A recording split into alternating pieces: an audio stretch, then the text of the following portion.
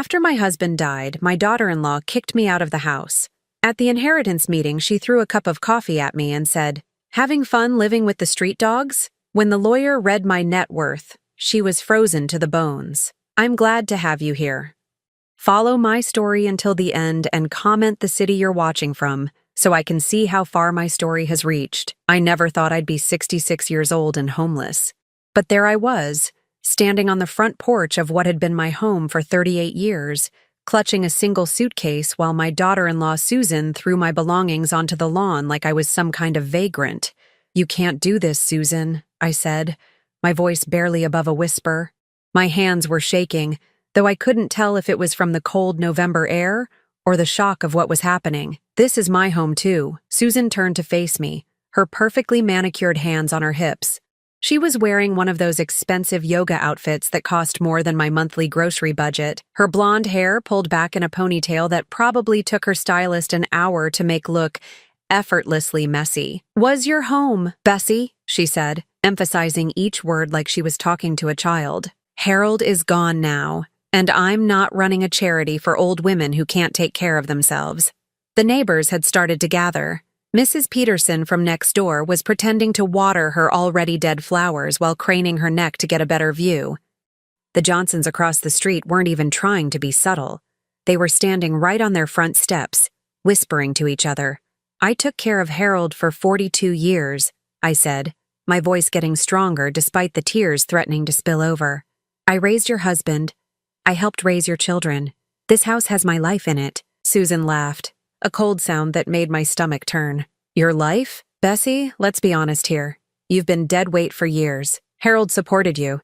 And now that he's gone, I'm not about to pick up where he left off." That's when my grandson Tommy came around the corner, dragging my old rocking chair behind him. The same chair where I'd rocked Harold Jr. to sleep when he was a baby, where I'd sat during countless nights when he had nightmares, where I'd waited up for him during his teenage years. "Where should I put this, Mom?"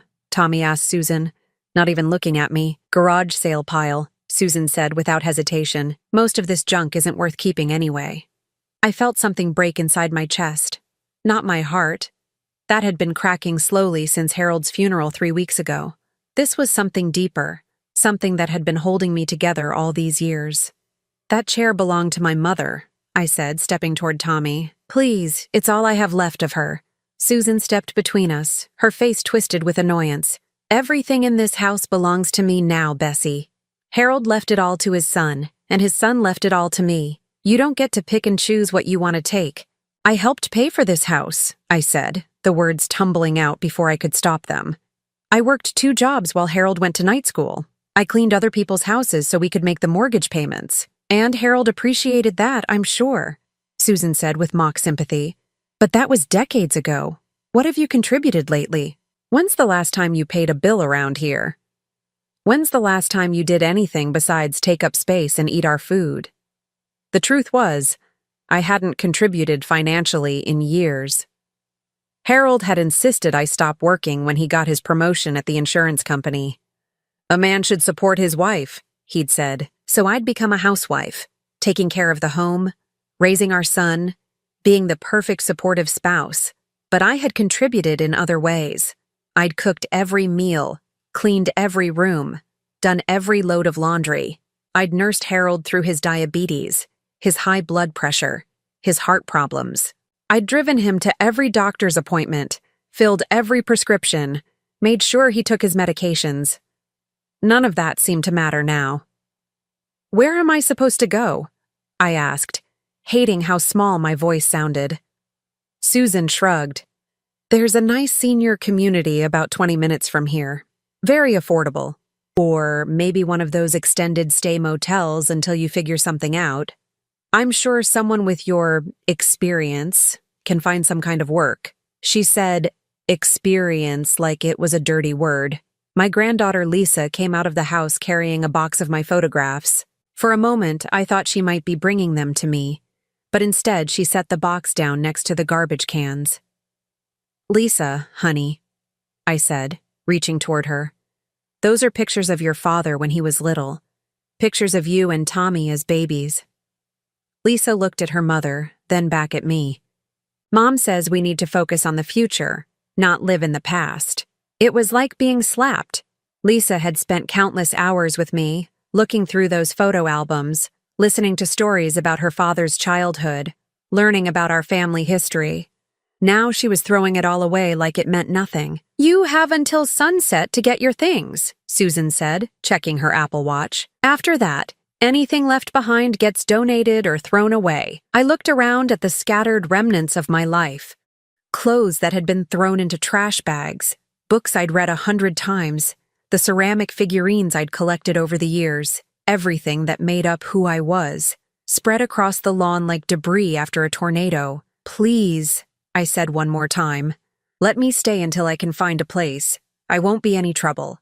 I'll stay in the guest room, I'll help with housework, No." Susan's voice was final. "I've already talked to a realtor about putting this place on the market. A house this size is too much for me and the kids to maintain.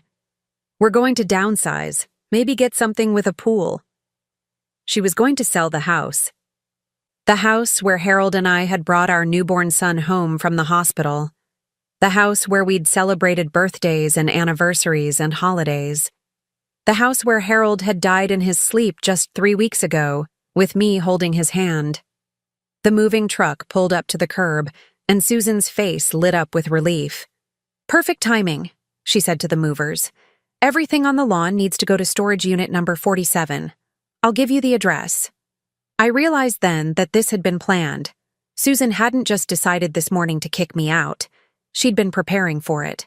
She'd rented a storage unit, called the movers, probably already had the realtor lined up. She'd been waiting for Harold to die so she could get rid of me. As the movers started loading my belongings into their truck, I stood there feeling like a ghost watching my own life being erased.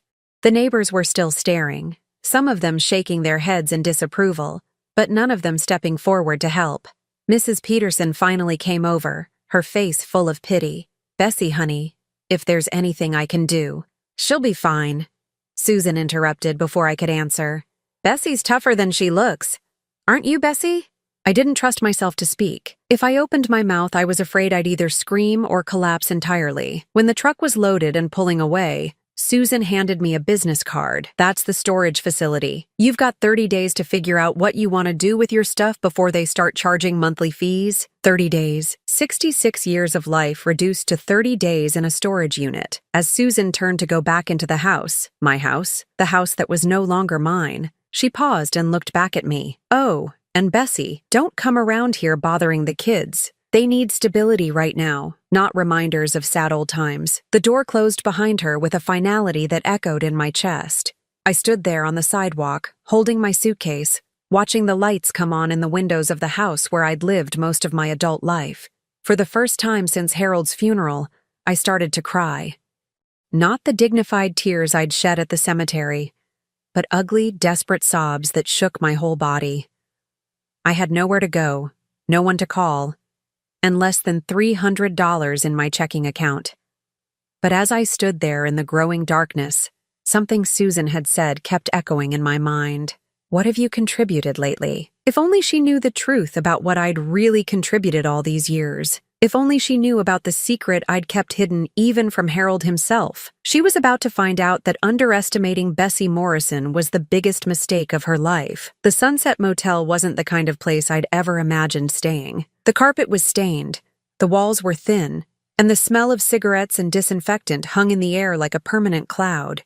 But it was all I could afford on my Social Security check, and the manager had been kind enough to give me a weekly rate when I explained my situation. 3 weeks had passed since Susan kicked me out, and I was learning what it meant to be invisible. At the grocery store, cashiers looked right through me as they scanned my generic brands and discount items. At the laundromat, younger people pushed past me like I wasn't there.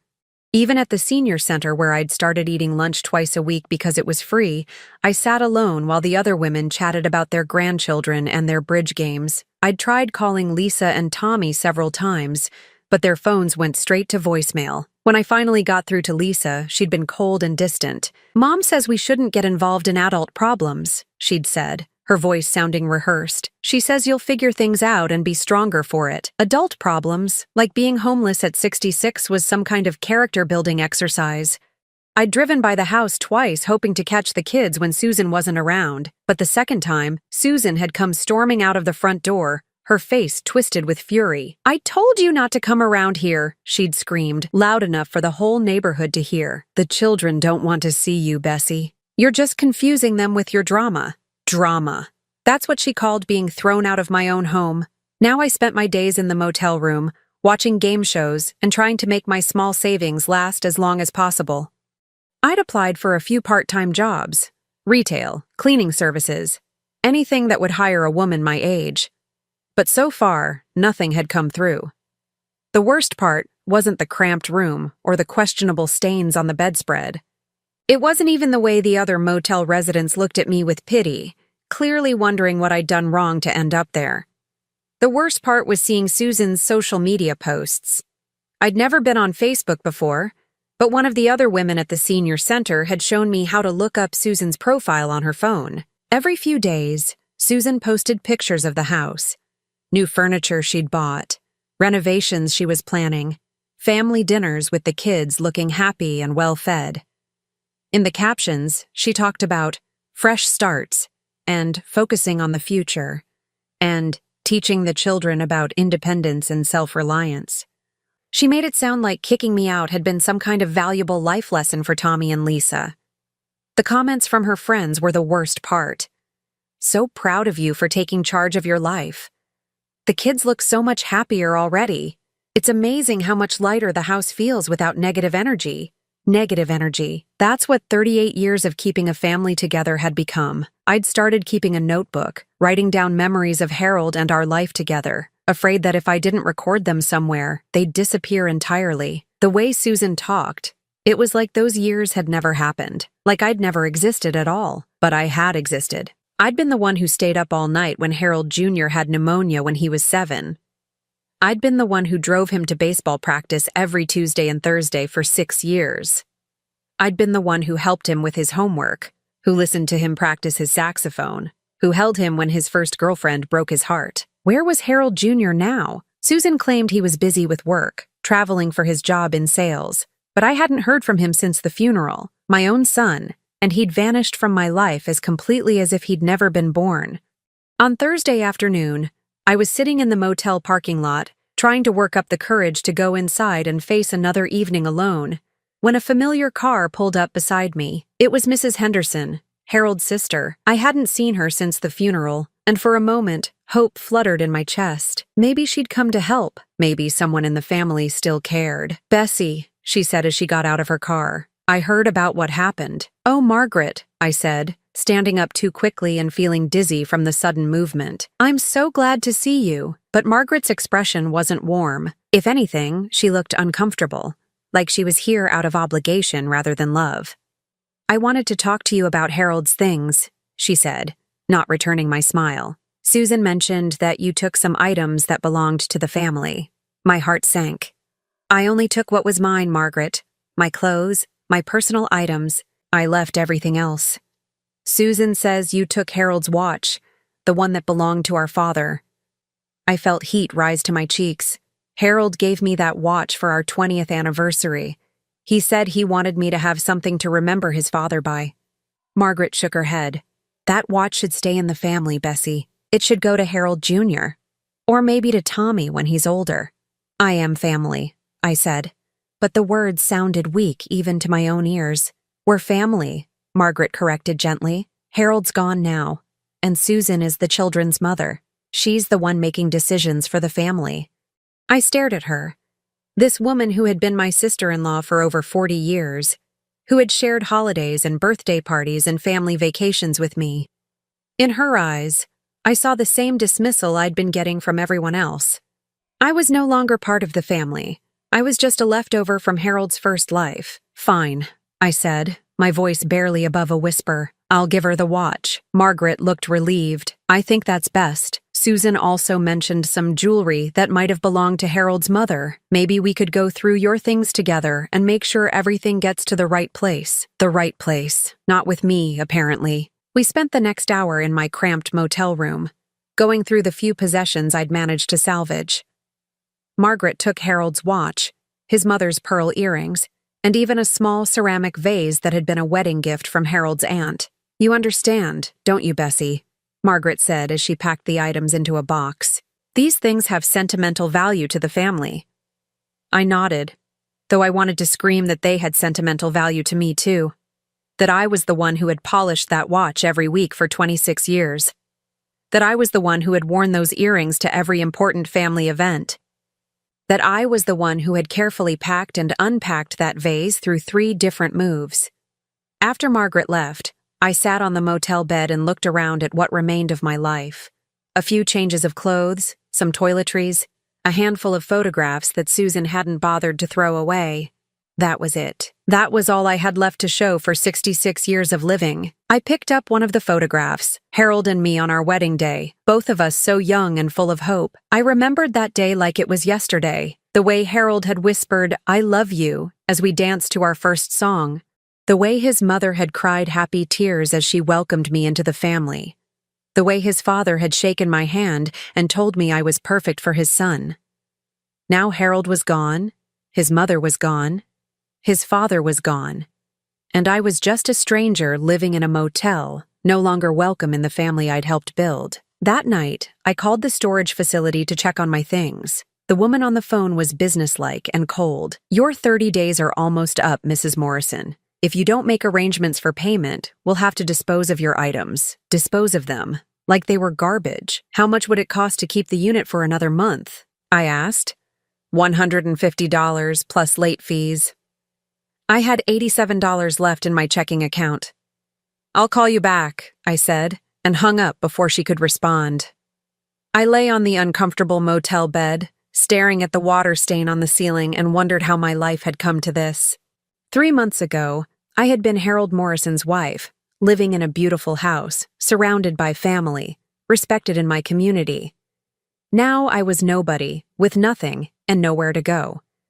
But as I drifted off to sleep that night, my hand instinctively went to the small locket around my neck, the one piece of jewelry I'd managed to keep hidden from Margaret's inventory. Inside was a photograph of my mother, and wrapped around the photo was something else, something Susan and Margaret and even Harold himself had never known about, a safety deposit box key. Tomorrow, I would visit that box for the first time in 20 years. And Susan Morrison was about to learn that she had made the biggest mistake of her life. The First National Bank looked the same as it had 20 years ago, with its marble floors and high ceilings that made every footstep echo. I sat in the waiting area, clutching my purse so tightly my knuckles had turned white, while a young banker verified my identity and retrieved the safety deposit box I hadn't touched since 1983. My hands trembled as I inserted the key.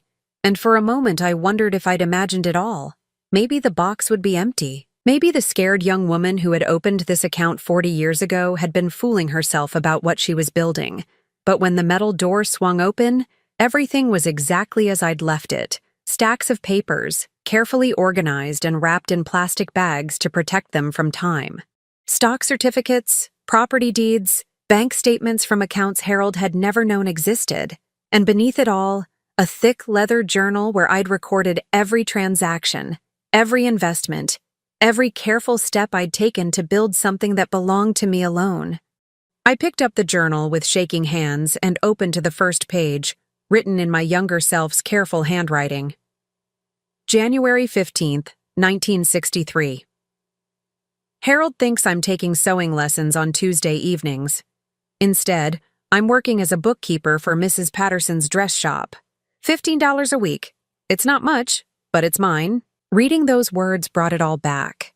The fear, the secrecy, the careful planning that had defined my life for decades. Harold wasn't a bad man, but he was a man of his time. He believed deeply that wives shouldn't work, that a husband's job was to provide, and a wife's job was to keep house. When I'd mentioned wanting to take a part-time job early in our marriage, he'd been genuinely hurt. "Are you saying I can't take care of my own family?" he'd asked, and the wounded look in his eyes had made me drop the subject immediately. But I'd never forgotten the fear I'd felt during his brief period of unemployment in 1962. For 3 months, we'd survived on savings and my father's small loans, and I'd lain awake at night terrified that we'd lose everything. That's when I decided I needed something of my own, something that could protect us if Harold's job ever disappeared again. So I'd started small, the bookkeeping job at Mrs. Patterson's shop, telling Harold I was learning to sew, then a weekend job doing inventory at the hardware store, claiming I was visiting my sister. Every dollar I earned went into a separate account at a different bank, one Harold knew nothing about. I turned the pages of my journal, following the careful progression of my secret financial life. In 1965, I'd used my savings to buy a small duplex in a rundown part of town. Nothing fancy, but the rent from both units more than covered the mortgage payment. Harold never questioned where the extra money for groceries and household expenses came from. He was happy to have a wife who was such a good manager. By 1970, I owned 3 rental properties. By 1975, I'd diversified into stocks, spending my sewing circle evenings at the library, teaching myself about investments from financial magazines and annual reports. Harold would come home to find me reading Better Homes and Gardens, never knowing I'd spent the afternoon analyzing dividend yields and price-to-earnings ratios. "You're so lucky, Bessie," he'd often say. "You don't have to worry about all this financial stress. You can just focus on making our home beautiful." If only he'd known that while he was worrying about his small salary and modest pension, I was quietly building a portfolio that would have shocked him. The banker cleared his throat softly. "Mrs. Morrison, is everything all right?" I realized I'd been sitting there for 20 minutes, lost in memories. "Yes, I'm fine. Could I have some time alone with the box, please?" When he left, I pulled out my most recent bank statements, the ones I'd been too afraid to look at since Harold's death. I'd been so focused on playing the grieving widow, on being the person everyone expected me to be, that I'd ignored the financial empire I'd spent 40 years building. The numbers on the pages made me dizzy. My stock portfolio, carefully managed by a broker who knew me only as B. Morrison, was worth $2. $3 million. The real estate holdings, now 8 properties in various stages of appreciation, were valued at another $3. $1 million. And the business investments, the small companies I'd quietly backed over the years, had grown into something I barely recognized. According to the most recent statement, my total net worth was $7 million. I stared at the number until it started to blur. $8.7 million. More money than Harold had earned in his entire career. More money than Susan would see in her lifetime if she spent every penny of Harold's modest life insurance policy and pension, and she'd thrown me out like I was worthless. I thought about the past 3 weeks, the nights I'd lain awake in that terrible motel room, wondering how I'd buy groceries, the humiliation of eating free lunches at the senior center, the way Margaret had looked at me with pity as she took away the few possessions I had left, all while I was worth nearly $9 million. Why had I kept it secret for so long? In the beginning, it had been about protecting Harold's pride. He'd been raised to believe that a man who couldn't support his family was a failure, and I'd loved him too much to make him feel inadequate. Later, it had become a habit, a part of my identity that felt too private to share. And if I was honest with myself, there had always been a small part of me that enjoyed the secret. In a world where I was expected to be helpless and dependent, I'd built something powerful and independent. It had been my quiet rebellion, my proof to myself that I was more than just Harold Morrison's wife. But the secrecy had cost me everything.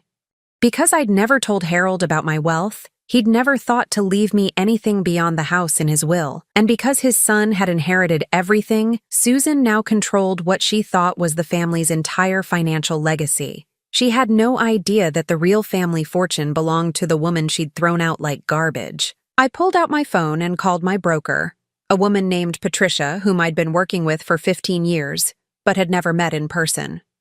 "Mrs. Morrison?" Patricia's voice was warm and professional. "I was so sorry to hear about your husband's passing. I sent flowers to the funeral home, but I wasn't sure if you received them." "Thank you, Patricia. They were beautiful." I paused, gathering my courage. "I need to make some changes to my accounts." "Of course. What can I help you with today?" I took a deep breath. "I want to liquidate some of my holdings. I'm going to need access to cash fairly quickly." "How much are we talking about?" I looked around the small bank vault, thinking about Susan's smug face as she'd thrown my belongings onto the lawn, thinking about the way she'd laughed when I'd said the house had my life in it. thinking about her social media posts about fresh starts and negative energy. $2 million to start, I said. I have some purchases to make. There was a brief pause. That's quite a bit of liquidity, Mrs. Morrison. May I ask what you're planning? I want to make sure we structure this in the most tax-efficient way possible. I smiled for the first time in weeks. I'm buying a house, Patricia. A very specific house. After I hung up, I sat in the vault for another hour, going through every document, every statement, every piece of evidence of the life I'd built in secret. Some of the investments had performed better than I'd ever dreamed. A small tech company I'd backed in the early 90s was now worth more than my original house. A piece of commercial real estate I'd bought on a whim had tripled in value when the city built a shopping center nearby. I'd been brilliant, and I'd been careful, and I'd been patient. Everything Susan thought she knew about me was wrong. When I finally left the bank, I felt different. Not just because of the money, though that was part of it. For the first time since Harold's death, I felt like myself again. Not the helpless widow everyone pitied, not the burden Susan had discarded, but Bessie Morrison, the woman who had quietly built an empire while everyone around her assumed she was just a housewife. I drove to the public library and spent the rest of the afternoon researching property records and real estate listings. By the time I left, I had a plan. Susan thought she'd won when she kicked me out of the house. She thought she'd gotten rid of the deadweight, cleared the path to her inheritance, secured her children's future. She had no idea that the deadweight she'd discarded was about to buy the ground right out from under her feet. The next morning, I called Susan's realtor. According to the listing I'd found online, she was asking $485,000 for the house I'd helped pay for, the house where I'd raised my son, the house where I'd spent 40 years of my life. I'd like to make an offer, I told the realtor. Cash, no contingencies. I can close in 2 weeks. The realtor sounded excited. That's wonderful. What price did you have in mind? I thought about Susan's face when she'd called me dead weight. I thought about her telling the neighbors that I couldn't take care of myself. I thought about her social media posts celebrating my absence. $550,000, I said. $65,000 over asking. Cash. It was time for Susan to learn that she'd underestimated the wrong woman. Susan must have gotten the call from her realtor around noon on Friday. I know this because at 12:47 p.m. my phone started ringing with a number I'd blocked weeks ago. When I didn't answer, the calls kept coming. 7 times in 10 minutes before she finally gave up and started texting. Who is trying to buy my house? Bessie, I know this is you somehow. Call me right now or I'm calling the police. I set my phone aside and continued packing. After 3 weeks in the Sunset Motel, I was moving into a furnished apartment downtown. Nothing fancy, but clean and respectable while I waited for the house purchase to go through. I'd already signed the lease and paid 6 months in advance, enjoying the way the property manager's attitude had changed when I'd handed him cash instead of filling out credit applications. My phone buzzed again. This time it was a voicemail from Harold Jr., the first time I'd heard from my own son since the funeral. Mom, Susan says someone's trying to buy the house with a cash offer way over asking price. She thinks you're somehow involved, which is crazy because, well, you know. But she's really upset, and the kids are confused.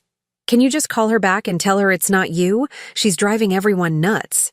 I almost laughed. Even my own son couldn't imagine that I might have access to that kind of money.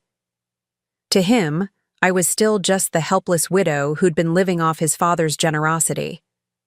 Instead of calling back, I drove to the real estate office and met with Susan's agent, a cheerful woman named Janet who had no idea she was caught in the middle of a family war. Mrs. Morrison? Janet looked confused as she checked her paperwork. I'm sorry, but you have the same last name as the seller. Are you related? I'm Harold Morrison's widow, I said simply.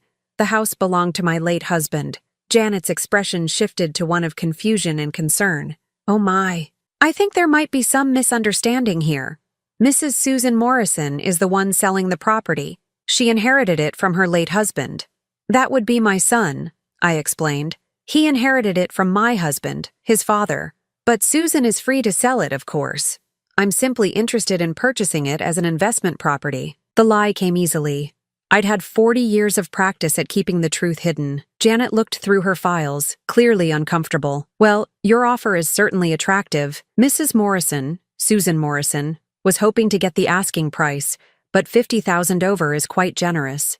May I ask why you're interested in this particular property? I gave her my most innocent smile. It holds sentimental value. By Monday morning, Janet called to tell me that Susan had accepted my offer. She'd also apparently demanded to know who the buyer was. And when Janet told her it was Harold Morrison's widow, there had been, in Janet's diplomatic words, quite a reaction. She seemed very surprised, Janet said carefully. She asked me to verify your financial information several times. I assured her that your cash offer was legitimate and that we could close whenever you're ready. I could only imagine Susan's reaction.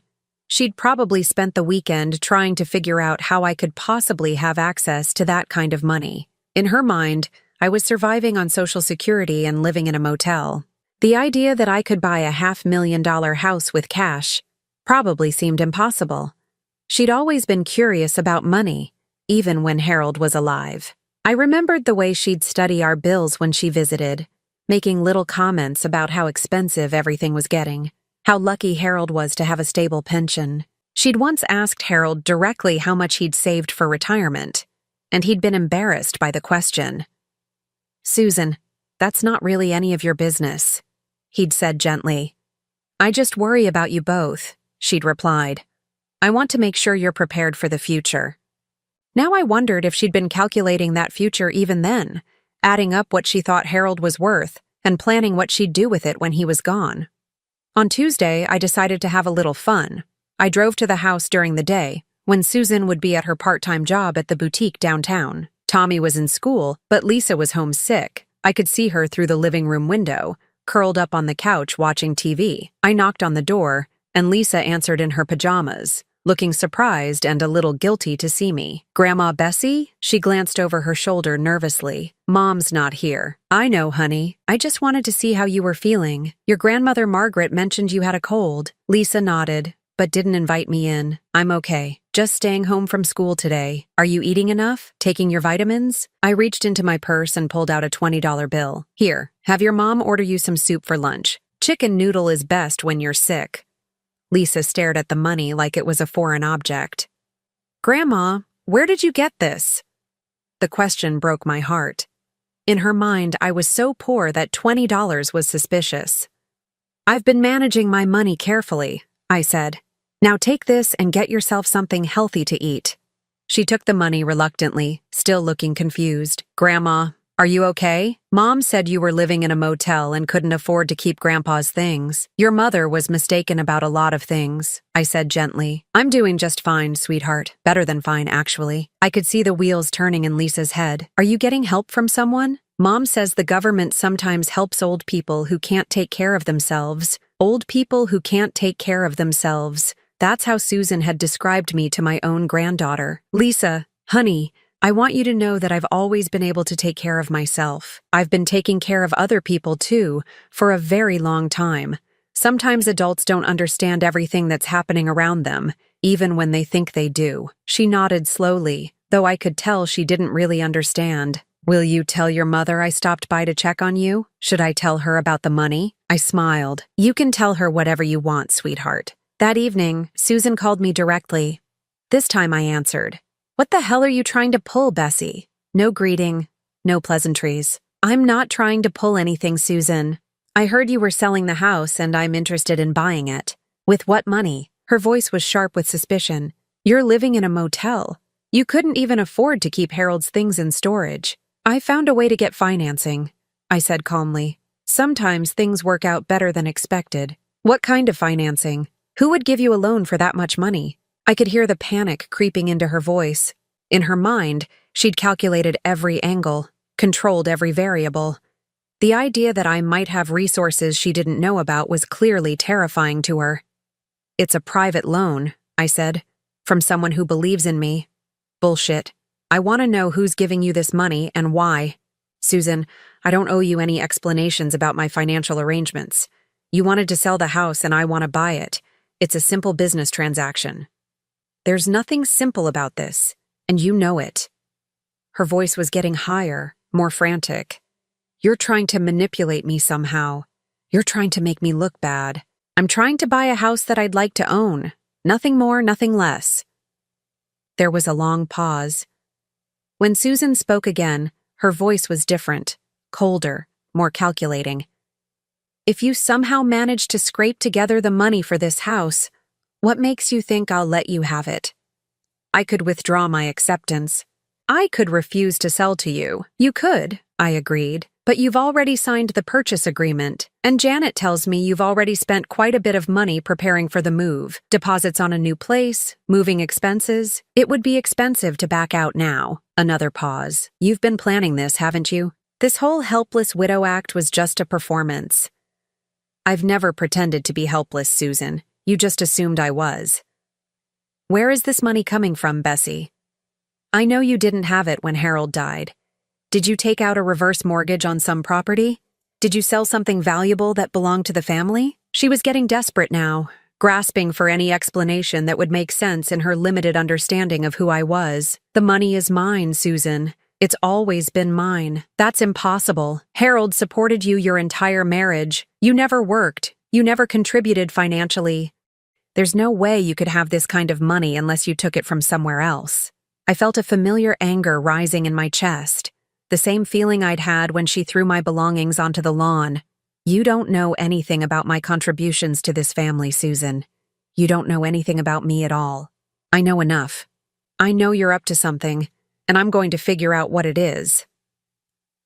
The line went dead.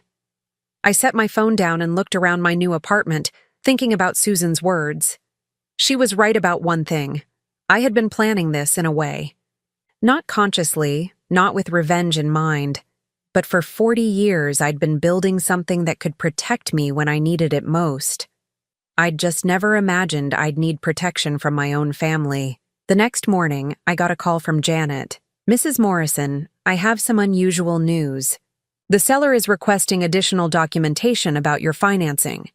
She wants proof of funds, bank statements, verification letters from your lender. That's quite unusual for a cash transaction, isn't it? Very unusual. Normally, proof of funds is sufficient. She seems concerned about. Well, she mentioned something about family disputes and wanting to make sure everything is legitimate. I smiled. Tell Susan she can have all the documentation she wants. Schedule a meeting for Friday morning. I'll bring everything she needs to see. Are you sure? You're not required to provide this level of detail. I'm sure. It's time for some things to be cleared up. Friday morning couldn't come fast enough. Susan thought she was going to expose me as a fraud, prove that I was somehow scamming my way into buying the house. Instead, she was about to learn that the woman she'd dismissed as worthless dead weight was worth more money than she'd ever dreamed of. And this was just the beginning. The law office of Henderson and Associates was located in one of those old downtown buildings with high ceilings and dark wood paneling that was supposed to make you feel like important business was being conducted. I arrived 15 minutes early, wearing the navy blue dress I'd worn to Harold's funeral, the only formal outfit I'd managed to salvage from Susan's purge of my belongings. Susan was already there when I walked into the conference room, sitting at the far end of a long mahogany table with a stack of papers in front of her. She'd brought reinforcements. Harold Jr. sat to her right, looking uncomfortable in a wrinkled dress shirt, and Margaret sat to her left, wearing the same disapproving expression she'd had when she'd taken Harold's watch from my motel room.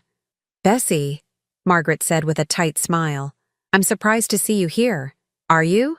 I set my purse down and took a seat across from them. Susan requested this meeting to discuss financial documentation. I assumed the whole family would want to be involved. Susan's lawyer, a thin man with wire-rimmed glasses, cleared his throat. Mrs. Morrison, the elder Mrs.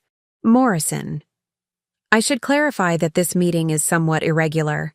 My client has concerns about the source of funds for your house purchase, and she's requested verification of your financial capacity.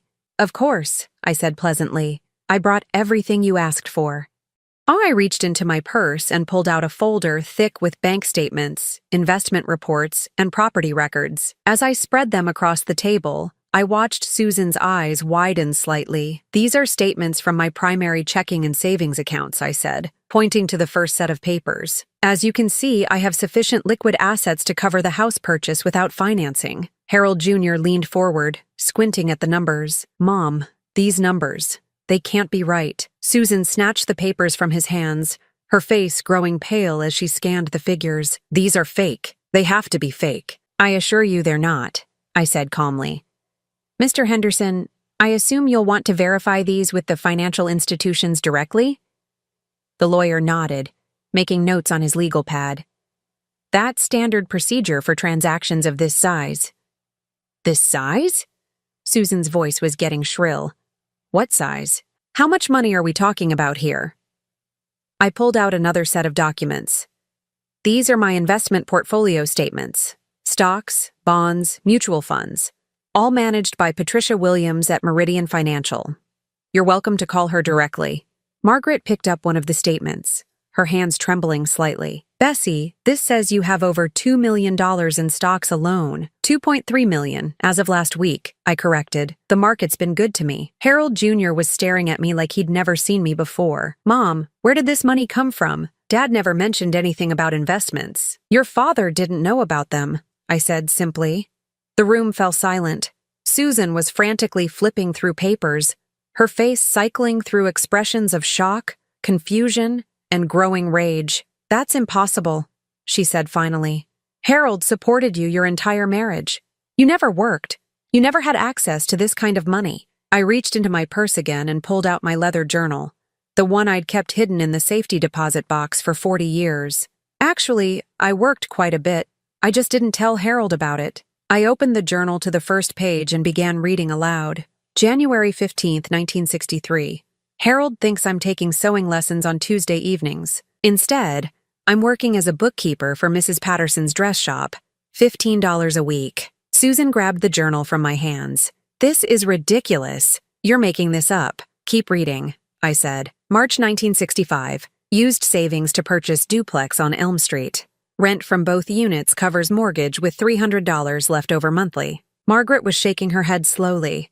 "Bessie, if this is true, why didn't you ever tell us? Why keep it secret for so long?" "Because Harold wouldn't have understood," I said.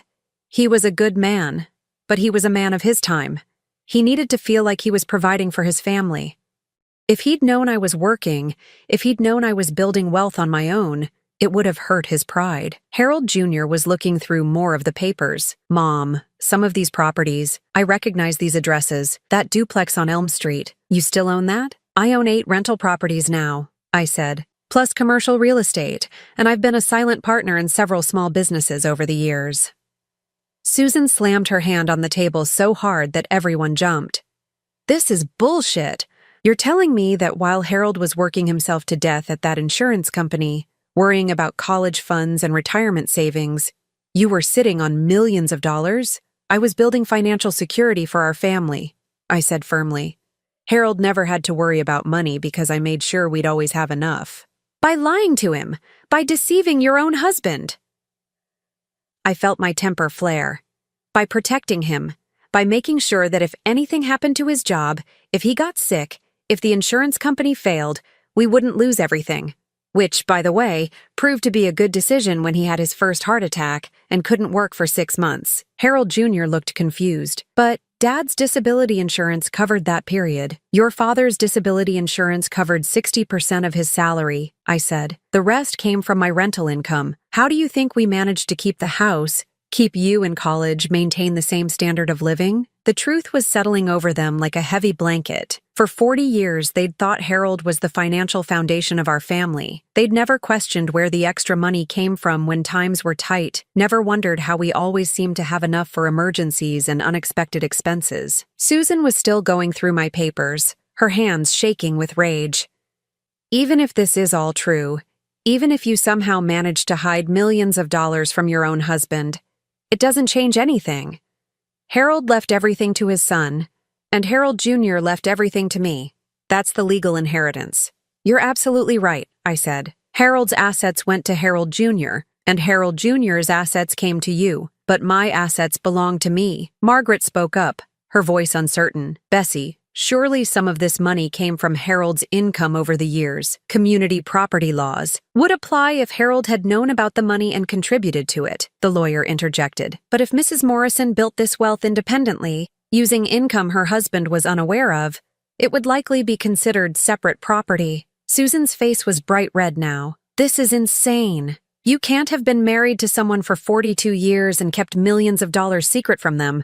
I can and I did, I said calmly. Every Tuesday evening when I told Harold I was at Sewing Circle, I was actually at my bookkeeping clients or checking on my properties.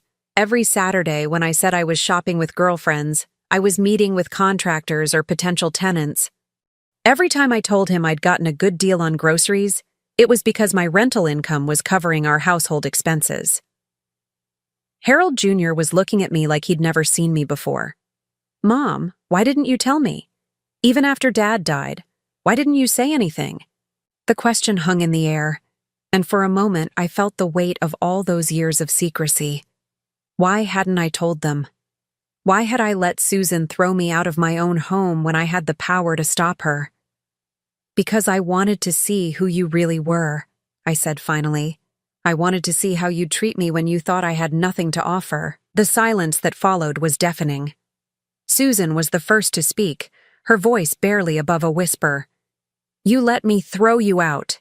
You let me humiliate you in front of the whole neighborhood. You watched me struggle with the house payments and the kids' expenses, and you said nothing. I watched you celebrate getting rid of me, I corrected. I watched you post on social media about your fresh start and your relief at clearing out the negative energy. I watched you tell my grandchildren that I was too old and useless to be part of their lives. Harold Jr. buried his face in his hands. Oh God, Mom, what have we done? Susan stood up abruptly, her chair scraping against the floor. No, I'm not going to let you turn this around and make us the villains. You deceived everyone. You lied to your own family for decades. I protected my family for decades, I said, standing to face her. But that family is gone now. Harold is dead, and you made it very clear that I'm not welcome in the new version. I reached into my purse one more time and pulled out a thick envelope. Mr. Henderson, these are the documents for the house purchase. As you can see, I'm paying cash, $65,000 over asking price. I'd like to close as soon as possible. Susan's face went white. You can't do this. I can do whatever I want with my money, Susan, just like you did with Harold's. I gathered up my financial documents and put them back in my folder. I think we're done here. Mr. Henderson, please let me know when the closing is scheduled. As I walked toward the door, Susan's voice followed me, high and desperate. This isn't over, Bessie. I'll fight this. I'll find a way to prove that money isn't really yours. I paused at the door and turned back to look at her.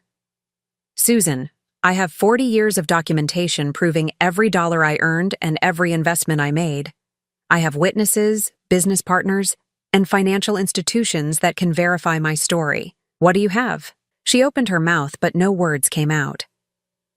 That's what I thought, I said. Enjoy the rest of your fresh start. As I walked out of that conference room, I could hear Susan crying behind me. Not tears of sadness, but tears of rage and disbelief.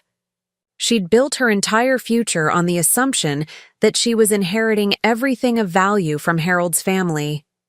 She'd never imagined that the worthless old woman she'd thrown away was worth more than everything else combined. But the best part was still to come. Because buying the house was just the beginning of what I had planned for Susan Morrison. 3 weeks after the meeting at the lawyer's office, I stood in the driveway of 412 Maple Street, my house now, watching a moving truck pull away. Susan had fought the sale until the very last moment, hiring her own lawyer to challenge the transaction, demanding investigations into my finances, even trying to claim that I'd somehow coerced Harold Jr. into selling me the house at below market value. None of it had worked. Every document I'd provided was legitimate, every bank statement verified, every property deed authentic. After 40 years of careful record-keeping, my financial empire was unassailable. The house looked different now that it belonged to me again, not because anything had physically changed, but because I was seeing it through different eyes. This wasn't the family home where I'd lived at Harold's sufferance. This was my property, purchased with my money, owned entirely by me. I walked through the rooms slowly, taking in the changes Susan had made during her brief tenure as owner. New paint in the living room, different curtains in the kitchen, updated fixtures in the bathrooms. She'd spent quite a bit of money making the place hers, money she'd borrowed against Harold's life insurance payout, money she now owed to credit card companies and couldn't repay. My phone buzzed with a text from Patricia, my financial advisor. House closing confirmed. Funds transferred. Also wanted you to know, the Morrison woman's real estate agent called asking about your other properties. I told her we don't discuss client information. I smiled. Susan was still trying to figure out the extent of my wealth, probably hoping to find some weakness she could exploit. She'd never understand that I'd spent 4 decades making myself unexploitable. Another text came in, this one from Harold Jr. Mom, can we talk? I've been trying to process everything that happened at the lawyer's office. I feel like I don't know who you are anymore. That one made my chest tighten. My relationship with my son would need careful rebuilding, if it could be rebuilt at all. He was struggling with the realization that everything he'd believed about his family was wrong, that his mild-mannered mother was actually a secret millionaire who'd been pulling strings behind the scenes for decades. But before I could focus on healing that relationship, I had one more piece of business to take care of. I drove to Sunset Gardens, the apartment complex where Susan had moved after being forced to sell the house. It was a decent place, not luxurious, but clean and safe, much nicer than the motel where she'd expected me to live indefinitely. Susan's apartment was on the 2nd floor. I climbed the stairs slowly, my knees reminding me that I was still a 66-year-old woman, regardless of my net worth. When I knocked on the door, there was a long pause before it opened. Susan looked terrible. Her hair was unwashed, her clothes wrinkled, and her eyes were red-rimmed from crying or lack of sleep or both. Behind her, I could see moving boxes stacked everywhere, as if she'd been living out of cardboard containers for weeks. "What do you want?" she asked, not inviting me in. "I wanted to see how you were settling in," she laughed bitterly. "Settling in? I'm drowning, Bessie. The credit cards I used to fix up the house are maxed out. The moving expenses wiped out what was left of Harold's life insurance. I can barely afford this place, and I certainly can't afford the rent increases they're talking about for next year." "I'm sorry to hear that. Are you? Are you really sorry, or are you here to gloat?"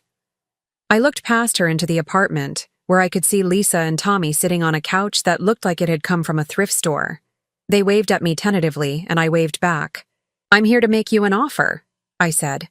Susan's eyes narrowed. "What kind of offer?" "I own several rental properties.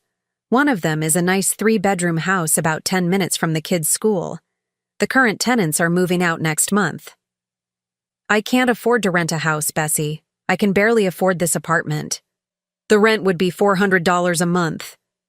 Susan stared at me. "400? That's impossible. A 3-bedroom house rents for at least $1,200 in this area.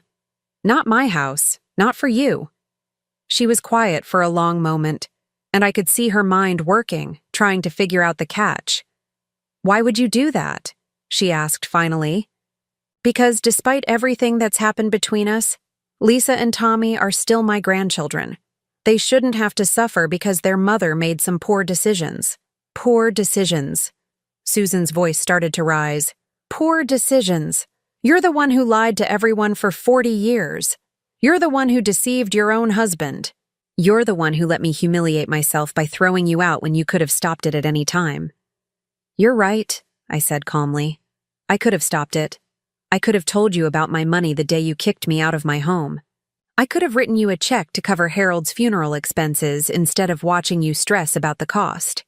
I could have helped with the kids' college funds or the house repairs or any of the 100 other financial problems you've mentioned over the years."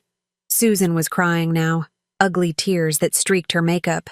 "Then why didn't you?" "Because I wanted to see who you really were when you thought I had nothing to offer. I wanted to see if the woman my son married would show kindness to a helpless old widow, or if she would throw her away like garbage the moment she became inconvenient." The words hung between us like a judgment. "And now you know," Susan said quietly. "Now I know." I reached into my purse and pulled out a lease agreement I'd had my lawyer draw up. "The offer stands. $400 a month, including utilities, month-to-month lease, so if you find something better, you can leave any time. Susan took the papers with shaking hands. What's the catch? There has to be a catch. No catch. But there are conditions. Such as, you don't badmouth me to the children. You don't try to turn them against me or poison them with your resentment. Whatever problems you and I have, we keep them between us. Susan nodded slowly. And you get a job. A real job. Not part-time retail. Something that can support you and contribute to your children's futures. I'm offering you a way to get back on your feet, not a permanent free ride. She was quiet for a long time, reading through the lease agreement. Bessie, I don't understand why you're doing this. After everything I said to you, everything I put you through. I'm doing it for Lisa and Tommy, and maybe a little bit for Harold Jr., who's going to need his family to heal from all this. What about Harold Jr.? Have you talked to him? I shook my head. He's not ready yet. He's too angry and confused right now. But eventually he'll want to understand why I kept the money secret, why I let things play out the way they did. When he's ready to have that conversation, I'll be here. Susan wiped her eyes with the back of her hand. I was horrible to you. I said terrible things. I treated you like you were worthless. Yes, you did. And you're still willing to help me? I thought about that question as I looked at this broken woman in her cluttered apartment, surrounded by the debris of her collapsed assumptions. Was I helping her out of kindness? Out of guilt? Out of some desire to prove that I was better than her cruelty? Maybe it was all of those things. Or maybe it was something simpler. Susan, I spent 40 years hiding who I really was, because I was afraid of how people would react to the truth. I built walls around myself to protect my secrets, and those walls kept me isolated even from the people I loved most. I don't want to live like that anymore. I paused, choosing my words carefully. I'm not doing this to punish you or to prove how generous I am. I'm doing it because holding on to anger and resentment would just be another kind of prison. I've been in enough prisons. Susan signed the lease with tears still streaming down her face. As I prepared to leave, she caught my arm. Bessie, do you think there's any chance we could start over? Not go back to the way things were, but maybe build something different? I looked at her for a long moment. This woman who had caused me so much pain, who had revealed such ugly truths about herself when she thought she held all the power. I don't know, I said honestly, but I think we both owe it to those children in there to try. 6 months later, I was in my garden, the garden behind the house that was truly mine now, when Lisa and Tommy came running across the yard. Susan had kept her word about the job hunting and was now working as an administrative assistant at a medical practice. It wasn't glamorous work, but it was steady, and she seemed to be taking pride in her independence. Grandma Bessie, Lisa called out, Mom says you're taking us school shopping tomorrow. If that's what you'd like to do, I said, setting down my pruning shears. Tommy looked up at me with Harold's eyes. Grandma, is it true that you're really rich? I smiled. I'm comfortable, sweetheart. But like really rich. Mom says you could buy anything you wanted. Having money doesn't mean buying everything you want, I said. It means having the freedom to choose what's important to you. What's important to you?